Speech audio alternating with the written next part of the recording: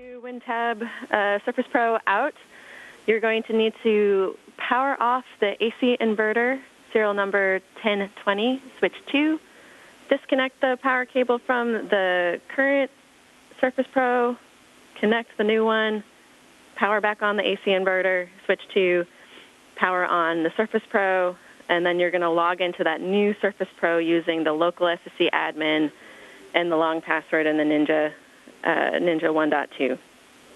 Once you're logged in, then you'll connect to that same SSC wireless 2.4 gigahertz network. You are speaking my language. I understand all, and we're on it. Thanks. And if you're able to get through all of that and it works, then Matt should be able to complete his activities as written. Okay, so Matt's activities all hinging on how well I perform this. Got it.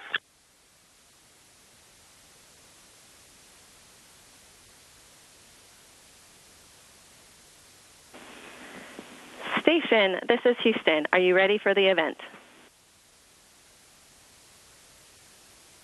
Yes, I'm ready for the event. KCRA, this is Mission Control Houston. Please call station for a voice check. Station, this is KCRA. Do you hear us?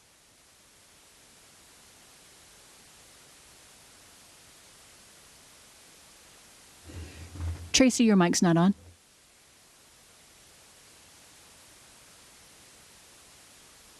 I think they are turning the microphone on in space. Something you knew on land and moon. You'd think this was my first event. How do you hear me now? Hi, Tracy. This is Mike Cherry at KCRA. Do you hear me? Mike, I hear you loud and clear. How me now? Oh, perfect. It's great to hear you. We see you. You're just hanging around, literally, so we appreciate that. We have about 30 seconds before before we're live on television. So congratulations, by the way. I hear that you know when you're going to be coming home, so that's exciting. Yes, I do. I'm coming home shortly on Monday, so thank you. All right. We'll talk in just 5 seconds.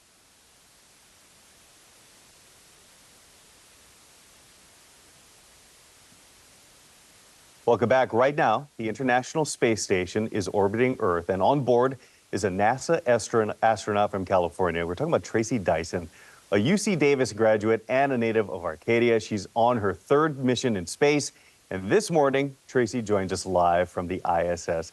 Thank you so much for your time. You're just hanging around in space. We appreciate it. You've spent 184 days up there right now. You return home Sunday. You excited?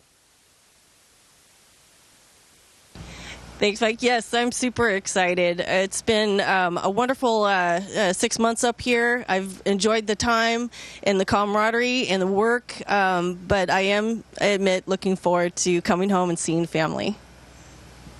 So you've been conducting a number of studies while you've been up there. One is how fire spreads in space. What kinds of applications do you think that could have?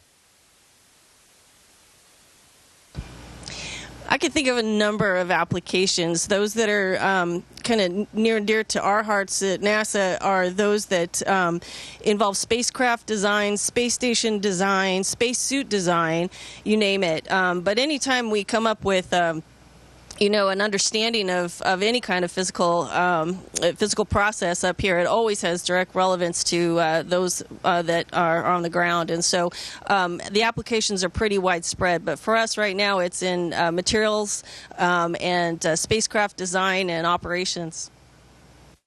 All right, so during 6 months, I know you've worked on a lot of projects. What do you feel might be the most interesting project that you've worked on? Well, you know it's going to be hard to pick just one interesting project because there's several, and they range from the variety of different studies that we do, the different categories of science. One, though, that comes to mind, because my background is not in biology, is those that involve stem cells, as well as those that use 3D printing techniques in order to replicate tissue. And to me, that's just incredibly fascinating to take a technique and try to manufacture human tissue that could help us in exploration, say down the road, you know, if we have if we're in such a remote environment, we can't you know, replace organs or tissues, or we need help with healing fast and we don't have the materials there to have this kind of research at this point, I think is pretty fascinating and certainly very interesting.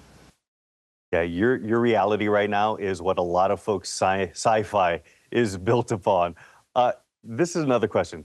Go back 6 months. When you first arrived or went to space, did you get motion sickness? How do you even deal with something like that when you first are going into orbit?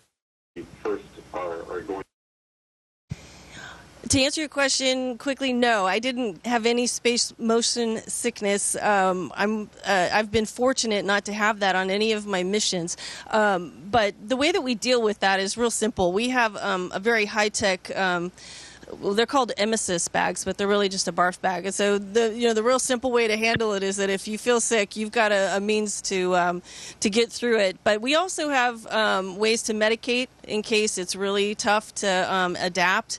But for the most part, sometimes you can just focus on an area right in front of you and try not to take in too much of your surroundings and move your head around in ways that are a little too abrupt for the experience that you're having for the first time. So there's a number of ways to overcome it, and sometimes it just takes a little time.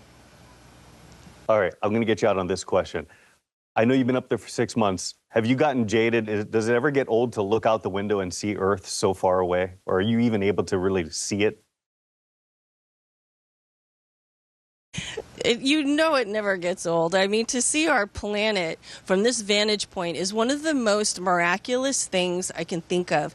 The fact that we're here, that we can see our planet amidst the stark contrast of a black universe is one of the most fascinating things I can think of up here. We don't get to stare out the window very often because our timeline is pretty busy, and our opportunities to look out the window are very precious, but it absolutely never gets old. Tracy Dyson, we appreciate your time and all the hard work you've been putting in up there at the ISS. And again, when you get home, you know, enjoy everything. You know, it's been 6 months after all. So thank you so much for your time. Thank you, and thanks to Sacramento. I really appreciate all the support and all the encouragement. Definitely. What an incredible interview. Right? Speaking of space, the moon will be getting a brand new neighbor, but it... Station, this is Houston ACR. Thank you. That concludes our event. Thank you to all participants. Station, we are now resuming operational audio communications.